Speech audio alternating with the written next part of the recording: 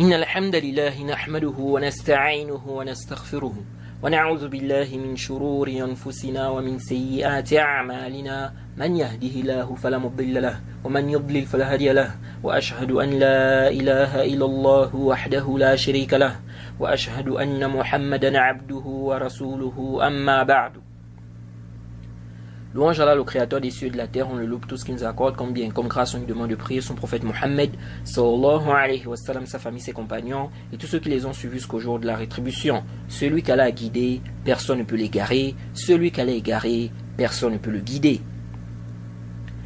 Nous sommes toujours dans notre série d'audio intitulée « Quelles sont les conditions à remplir lorsqu'on critique des personnes ou lorsqu'on fait leur éloge ?» Alors on s'était arrêté sur une mas'ala qui était de savoir si la base chez le musulman qu'on ne connaît pas, c'est l'intégrité, la droiture ou plutôt l'islam. Et on a vu qu'à sahih, ce qui est juste, c'est que la base chez le musulman qu'on ne connaît pas, c'est l'islam, car il présente l'islam. Quant à l'intégrité, la droiture, ça on l'ignore, jusqu'à preuve du contraire.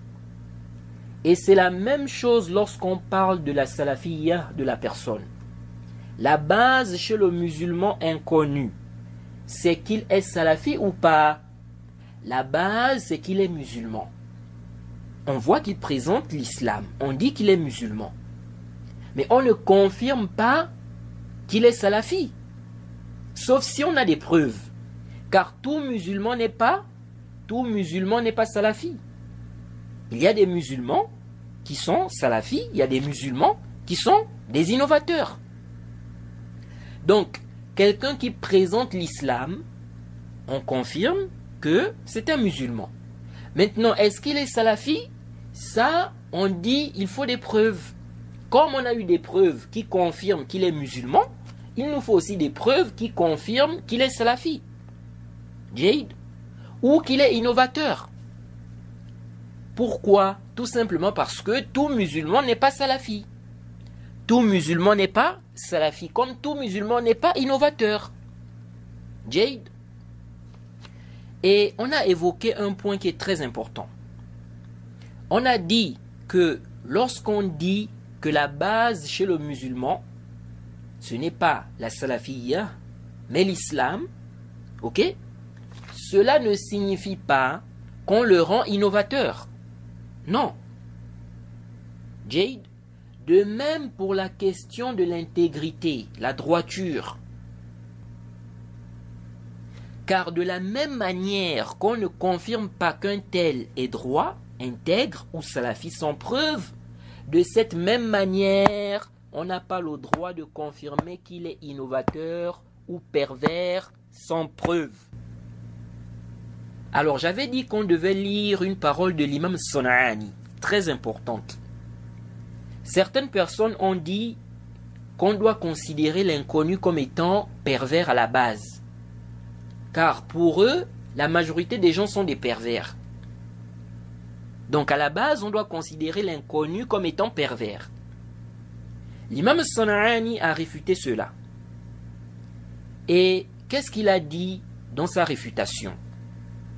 Après avoir démontré que cette parole n'est pas juste, ok, il a dit dans son livre Tawdih al-Afkar, Sharh Tanqih al-Anzar, Jade, l'édition Maktabat al-Rushd, au tome 3 à la page 146. Il a dit ceci. Donc après avoir démontré que cette parole n'est pas juste, il dit لأنه ليس لنا أن نفسق مسلما مجهول العدالة لأجل أن الأغلب الفسق لأن هذا تفسيق بغير دليل من نص أو قياس مع قولهم لا تفسيق إلا بقاطع بل نقول يبقى المسلم المجهول العدالة على الاحتمال لا نرد خبره حكما بفسقه ولا نقبله حكما بعدالته بل يبقى على الاحتمال. Oui. L'imam San'ani dit, car, donc, il a expliqué que cette parole n'est pas sahih, le fait de dire que la base chez les gens, c'est qu'ils sont pervers, il a expliqué que ce n'est pas sahih. Il dit, car on n'a pas le droit de considérer pervers un musulman dont la droiture et l'intégrité sont inconnues, tout simplement parce que la majorité des gens sont dans la perversité. Jade, il dit, car on n'a pas le droit de considérer pervers un musulman dont la droiture et l'intégrité sont inconnues, tout simplement parce que la majorité des gens sont dans la perversité. Il dit, car ceci est une accusation de perversité sans preuve, sans texte ni analogie. Sachant qu'ils disent qu'on ne considère pervers que si on a des preuves décisives. Donc nous disons plutôt, le musulman dont la droiture, l'intégrité sont inconnues, reste dans une situation hypothétique. Nous ne rejetons pas son information en jugeant qu'il est pervers et nous n'acceptons pas aussi son information en le jugeant droit, intègre, juste. Il reste plutôt dans une situation qui renferme des hypothèses jusqu'à ce qu'on fasse des recherches sur son cas et qu'on sache, n'est-ce pas, il se trouve dans laquelle, n'est-ce pas, des deux situations. Fin de citation. Vous voyez, c'est clair ou pas? C'est clair. C'est pour cela qu'Al-Khatib al-Baghdadi, après avoir réfuté ceux qui disent que la base chez le musulman c'est la adala, l'intégrité, le fait qu'il soit droit, ok? Il a mentionné un consensus des compagnons prouvant le contraire, ok? Ensuite, il a dit quoi? Il a dit فَثَبَتَ بِمَا ذَكَرْنَا أَنَّ الْعَدَالَةَ شَيْءٌ زَائِدٌ عَلَى ظُهُورِ الْإِسْلَامِ يَحْصُلُ بِتَتَبُّعِ الْأَفْعَالِ وَاخْتِبَارِ الْأَحْوَالِ وَاللَّهُ أَعْلَمُ. Il a dit, de par ce qu'on a mentionné comme argument, il est donc prouvé que la adala, ok? Donc l'intégrité, la droiture, le fait d'être juste, ok, est une chose, la adala est une chose en plus de l'islam apparent. Ok? C'est confirmé par le suivi, donc la adala, par le suivi, la recherche dans les actes de la personne, ainsi que l'examen de ces situations. Donc on doit examiner et aller le plus savant. Vous voyez, fin de citation. Bien évidemment, on a aussi l'information du digne de confiance. L'information du digne de confiance. Donc c'est vrai, on peut faire des recherches, ok, étudier ses actes, etc. Ok, faire un examen de ces situations, mais on peut aussi se renseigner directement auprès d'un digne de confiance. Ok? On dit bien un digne de confiance. Parce qu'il y a des gens qui vont dire, oui, mais on peut demander à son voisin le connaît mieux. Oui, mais il faut qu'il soit digne de confiance. Il faut qu'il soit digne de confiance. Parce que s'il n'est pas digne de confiance, il peut mentir sur l'autre. Il ne faut pas aussi qu'il y ait une inimitié entre eux qui va dominer au point où il va parler, n'est-ce pas, sur l'autre avec injustice, avec haine. Vous voyez? Donc, ce sont des points très importants. C'est pourquoi on va voir aussi, quand on parle des conditions de celui-là qui critique ou qui fait l'éloge, on va voir que les savants parlent de crainte. Pourquoi les savants mentionnent cela parmi les conditions? Qu'il faut la crainte. On va en parler. Donc, intabihu. Donc, on parle ici de l'information du digne de confiance. On se renseigne auprès d'un digne de confiance. Donc, ce n'est pas de dire, non, c'est son voisin, il le connaît mieux. Non. Il faut qu'il soit digne de confiance. Alors, et celui qui est inconnu, celui dont on ignore le manhaj, la droiture, on ne peut pas prendre la science de lui. Pourquoi? Car il se peut qu'il soit égaré, qu'il ait des ambiguïtés. Et en prenant la science de lui, la personne va prendre des ambiguïtés, des égarements. Et il se peut aussi qu'il soit pervers, menteur. Vous voyez? C'est pour cela que les gens du hadith, de manière générale, si dans un récit, il y a un inconnu, on ne prend pas le récit. Le récit est daïf. C'est daïf, c'est faible. Pourquoi? Car il se peut qu'il ne soit pas digne de confiance. Jade, cet inconnu-là. Vous voyez? Donc, par précaution, on ne prend pas. Si c'est un menteur, par exemple, vous voyez, quelqu'un qui ment, qui n'a pas de crainte, il ment sur les savants, il ment sur les salafs. Prendre son information comme ça, c'est un danger. Vous voyez? Et celui qui n'a pas le niveau aussi, il est dans un grand danger. Parce que comment il va distinguer, comment il va faire la distinction? Si c'est quelqu'un qui a des égarements, des shubhat, des ambiguïtés, tu viens, tu dis, tu prends de l'inconnu. Ok, tu prends de l'inconnu, tu ne connais pas réellement son manhaj. S'il a des ambiguïtés, tu fais comment? S'il a des égarements, mais que toi tu ne peux pas détecter à cause de ton niveau. Quelqu'un tu ne le connais même pas, tu ne sais pas qui il est, tu ne sais pas c'est quoi son manhaj et tout. Tu dis non, je peux prendre la science de lui. Juste parce que voilà, c'est quelqu'un qui enseigne. Ou bien parce que c'est quelqu'un qui a étudié à Médine. Non, c'est pas comme ça. Et plusieurs preuves montrent que le fait de ne pas prendre la science des inconnus est une raison valable. C'est un bon manhaj. C'est le manhajul haqq. Jade, on avait déjà détaillé cela. Donc, c'est une excuse valable. Et parmi les indications qui prouvent cela dans le Coran, on a le verset, n'est-ce pas, 68 à 69 de la sourate 23. Allah dit, selon une traduction rapprochée, ne médite-t-il donc pas sur la parole, donc le Coran, ou est-ce que leur est venu ce qui n'est jamais venu à leurs premiers ancêtres, ou n'ont-ils pas connu leur messager au point de le renier, ou n'ont-ils pas connu leur messager au point de le renier? Ta'ammal ma'i, médite avec moi.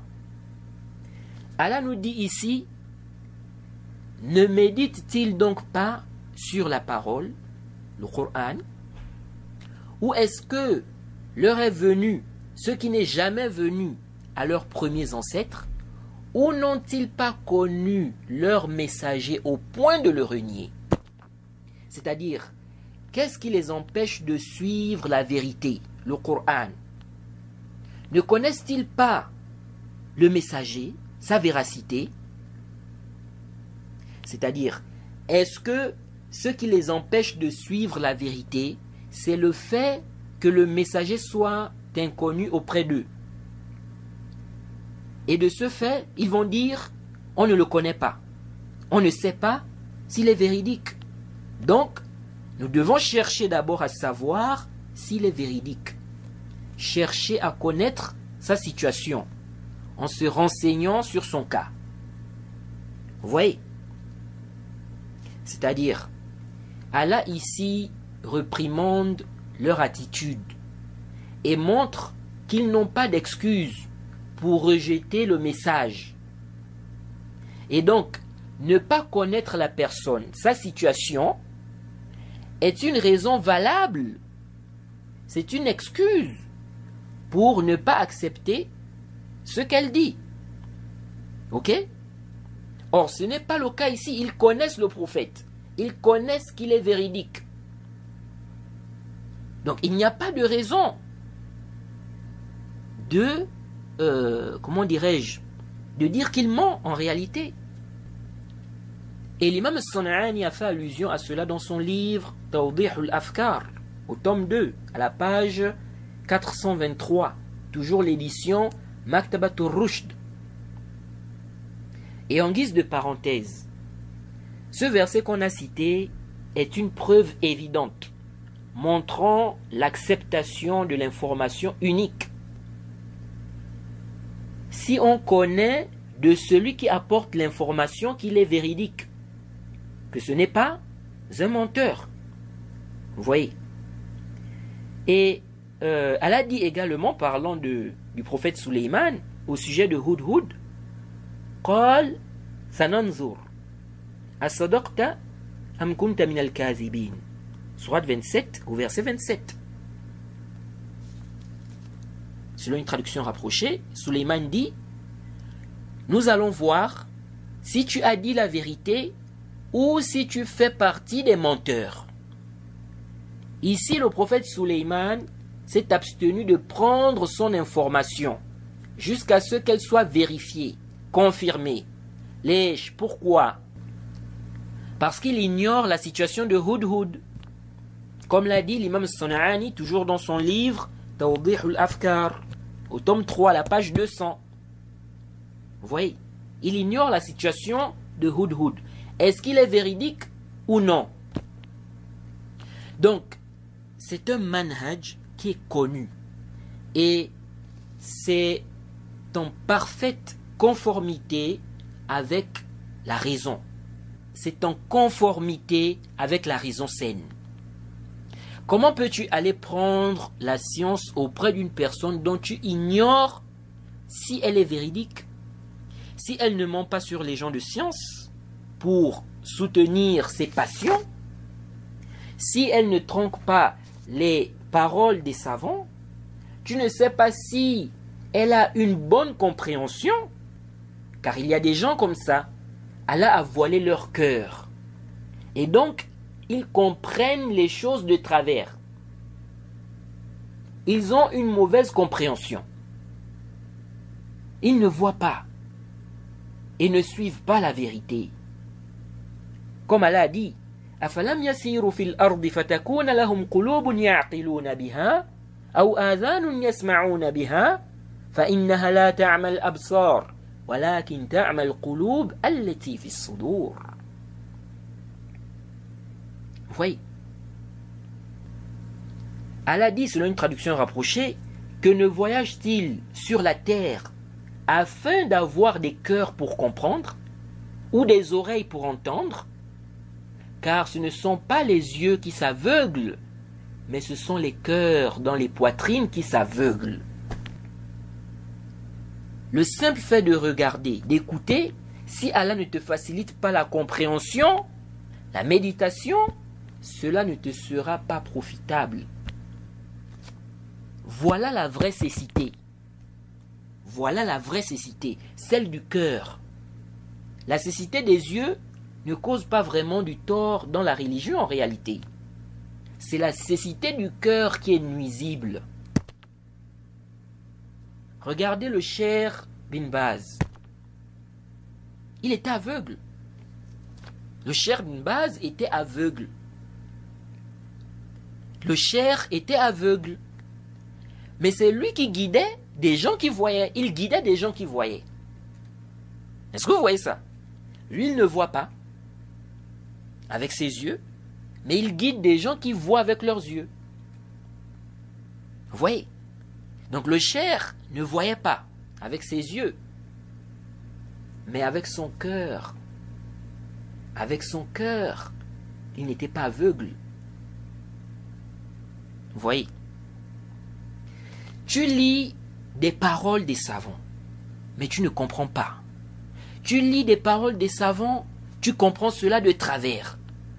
On te cite une preuve claire, toi tu ne vois pas que c'est clair. Ce qui est batil, faux, toi tu vois que c'est vrai. Ce qui est vrai, tu vois que c'est faux. Ça c'est vraiment un châtiment.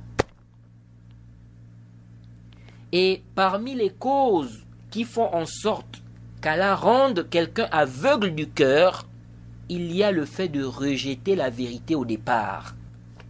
Intabihu lihaza. Prends garde. Prends garde, mon frère, ma sœur. Lorsque tu vois la vérité, suis-la. N'essaie pas de te détourner de la vérité, car on craint qu'Allah te punisse par la cécité du cœur. C'est pour cela que lorsqu'Allah a parlé de certains mécréants, il a dit وَنُقَلِّبُ أَفْئِدَتَهُمْ وَأَبْصَارَهُمْ كَمَا لَمْ يُؤْمِنُوا بِهِ أَوَّلَ مَرَّةٍ وَنَذَرُهُمْ فِي طُغْيَانِهِمْ يَعْمَهُونَ. Allah a dit, selon une traduction rapprochée, parce qu'ils n'ont pas cru la première fois. Parce qu'ils n'ont pas cru la première fois, nous détournerons leur cœur et leurs yeux. Nous les laisserons marcher aveuglément dans leur rébellion. Comme ils se sont détournés de la vérité, Allah les a punis par le manque de clairvoyance.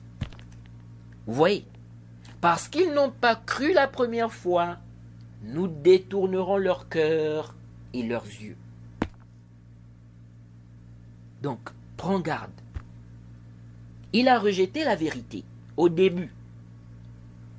Il a persisté à défendre son faux, sa fausseté. Après, il vient avec des faussetés, des choses qui font même rire les doués de raison. Mais tellement il est aveugle, il voit que ce qu'il dit est juste, raisonnable. Ça, c'est vraiment une punition. Qu'Allah nous en préserve. Et le Cheikh Ibn Uthaymin, en expliquant ce verset, donc le verset 110 de la sourate 6, c'est le verset 110 de la sourate 6, le Cheikh Ibn Uthaymin, en expliquant ce verset, a souligné cet aspect-là. Le Cheikh al-Islam Ibn Taymiyyah, dans le Majmu' al-Fatawa, il mentionne également ce verset pour prouver que celui qui se détourne de la vérité risque probablement de manquer de clairvoyance dans le futur. Et Allah dit encore وَاتْلُ عَلَيْهِمْ نَبَأَ الَّذِي آتَيْنَاهُ آيَاتِنَا فَانْسَلَخَ مِنْهَا فَأَتْبَعَهُ الشَّيْطَانُ فَكَانَ مِنَ الْغَاوِينَ وَلَوْ شِئْنَا لَرَفَعْنَاهُ بِهَا وَلَكِنَّهُ أَخْلَدَ إِلَى الْأَرْضِ وَاتَّبَعَ هَوَاهُ. Et raconte-leur l'histoire de celui à qui nous avions donné nos signes et qui s'en écarta. Écoutez bien. Et raconte-leur l'histoire de celui à qui nous avions donné nos signes et qui s'en écarta. Le diable donc l'entraîna dans la suite et il devint ainsi du nombre des égarés. Et si nous avions voulu, nous l'aurions élevé par ces mêmes enseignements. Écoutez bien ce verset, méditez sur ce verset. Allah dit: et raconte-leur l'histoire de celui à qui nous avions donné nos signes et qui s'en écarta. Le diable donc l'entraîna dans la suite, et il devint ainsi du nombre des égarés. Et si nous avions voulu, nous l'aurions élevé par ces mêmes enseignements. Donc, si Allah avait voulu, il aurait élevé Jade par cette science. Allah dit, et si nous avions voulu, nous l'aurions élevé par ces mêmes enseignements. Mais il s'inclina vers la terre et suivit sa passion. Vous voyez? Et raconte-leur l'histoire de celui à qui nous avions donné nos signes. Qu'est-ce qu'il a fait? Allah dit, et qui s'en écarta? Et qui s'en écarta? Et quel était le résultat? Le diable donc l'entraîna dans la suite et il devint ainsi du nombre des égarés. Et si nous avions voulu, nous l'aurions élevé par ces mêmes enseignements. Mais il s'inclina vers la terre et suivit sa passion. Donc il a suivi la passion, c'est ça. On t'apporte le dalil, on t'apporte les preuves. Tu suis la passion. Tu laisses le haqq. On craint vraiment pour toi. Qu'Allah nous en préserve. Qu'Allah nous en préserve. On n'est pas à l'abri, hein. On n'est pas à l'abri. Qu'Allah nous en préserve. Donc, tu as vu la vérité, suis la vérité. Ne te détourne pas. Sinon, on craint que tu deviennes aveugle du cœur et que tu t'enfonces dans l'égarement. Certaines personnes ont été critiquées avec preuve. Au lieu de suivre la vérité, ils ont été orgueilleux, ils ont suivi la passion et on les voit aujourd'hui dans des situations pires. Dans des situations pires que leur situation précédente. D'autres même ne font que s'enfoncer de plus en plus. Vous voyez, ils deviennent aveugles. Pas aveugles des yeux, mais aveugles du cœur. Aveugles du cœur.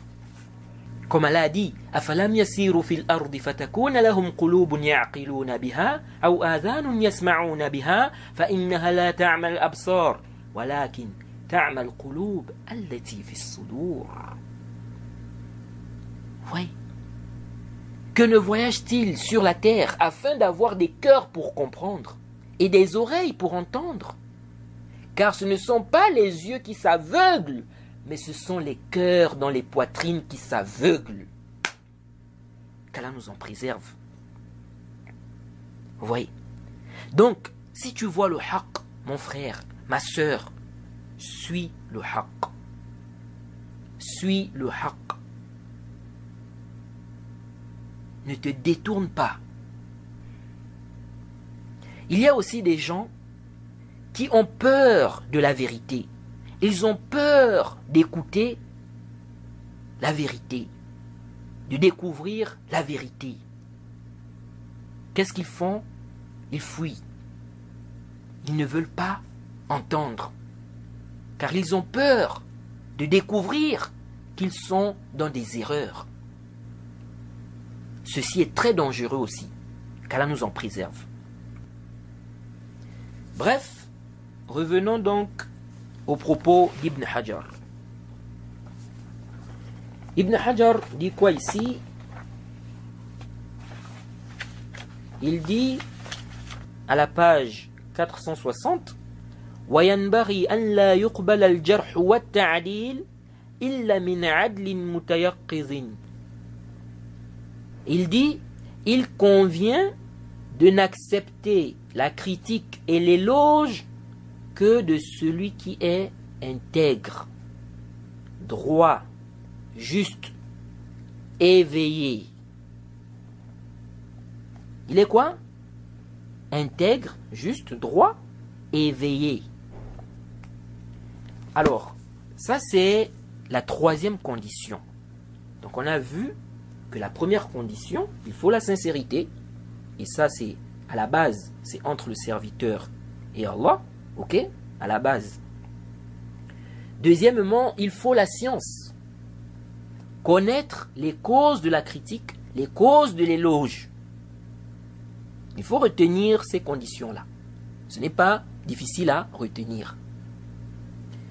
Troisième condition, celui qui critique là, ou celui qui fait l'éloge, lui-même, il doit être droit, intègre, juste, et non pervers. Donc, celui qui critique doit être juste, intègre. Jade, ça ne doit pas du tout être un pervers. En un mot, il faut la piété. Pourquoi? On va voir cela, Inch'Allah. Ibn Hajar a dit il doit être éveillé. Donc, il ne doit pas du tout être distrait. C'est pourquoi un prédicateur qui se lance dans l'éloge et la critique, il ne doit pas être distrait. Il doit prendre conscience de certaines manigances afin qu'il ne se fasse pas avoir. Aussi, il doit s'informer sur ce qui se passe dans la da'wa, sur les différents prêcheurs. On ne dit pas qu'il doit tout connaître, non, ce n'est pas possible. Connaître tout ce qui se passe dans la da'wa, non.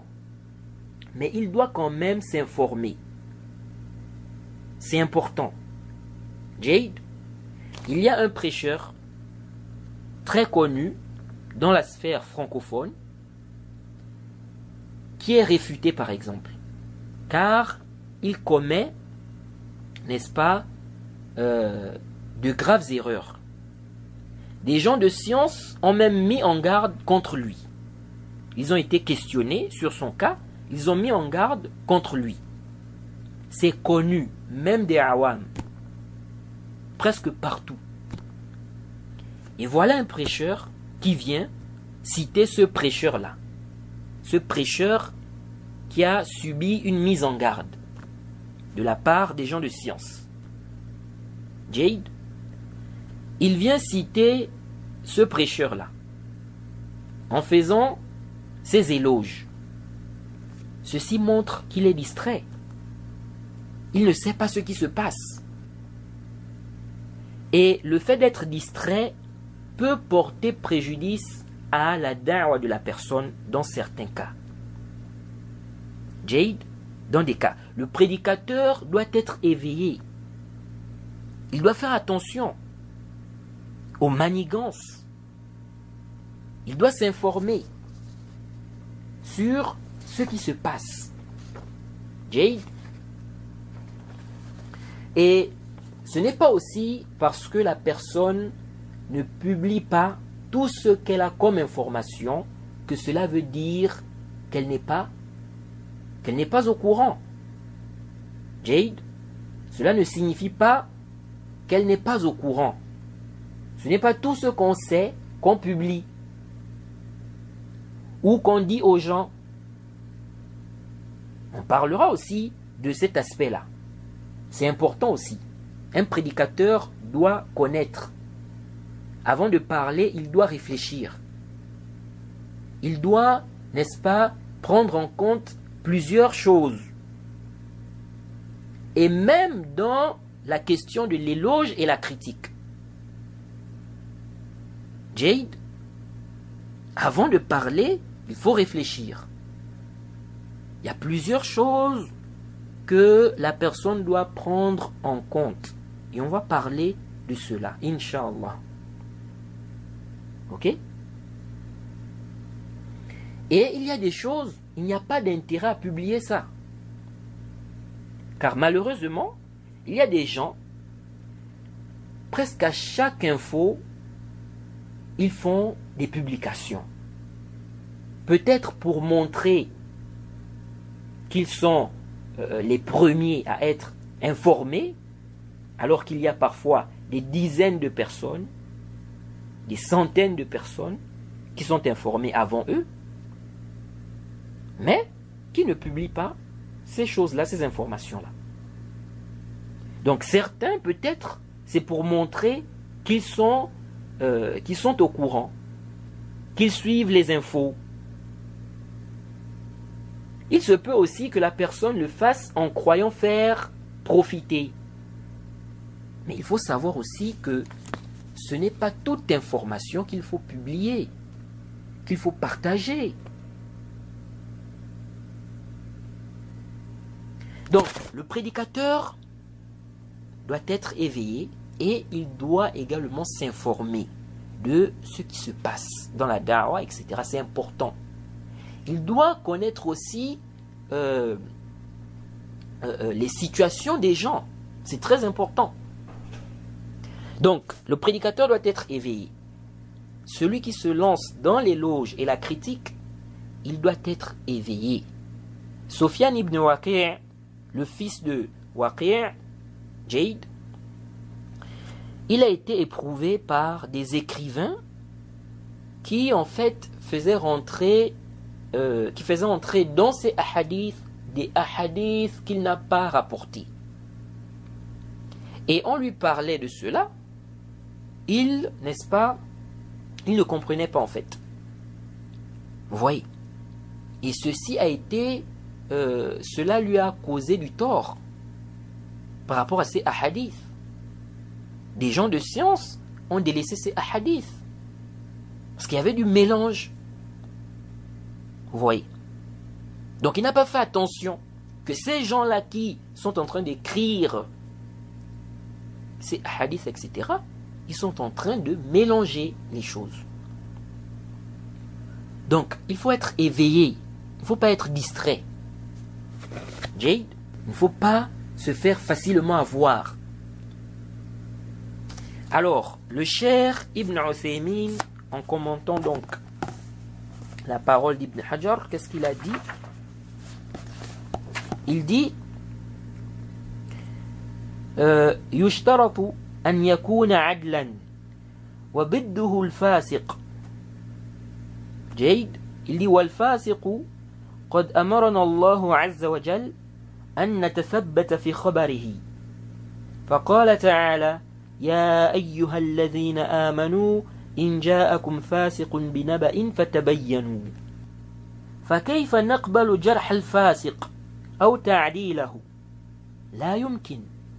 Le cher Ibn Uthaymin dit, parmi les conditions donc, que celui qui critique doit réunir, il dit, il faut qu'il soit juste, droit, intègre. Il dit, le contraire, son contraire, c'est le pervers. Jade. Il dit, et le pervers, Allah nous a ordonné de vérifier son information. Allah a dit, ô vous qui avez cru, si un pervers vous apporte une nouvelle, vérifiez-la. Il dit, comment peut-on accepter la critique du pervers et son éloge? Ce n'est pas possible. Alors on s'arrête d'abord ici. Le prochain audio, on va revenir sur le verset que le cher Ibn Uthaymin a cité et on va parler d'une question très importante dans le chapitre de l'éloge et de la critique. Wa subhanaka lahumma bihamdik wa ashhadu an la ilaha illa anta astaghfiruka wa atubu ilayk.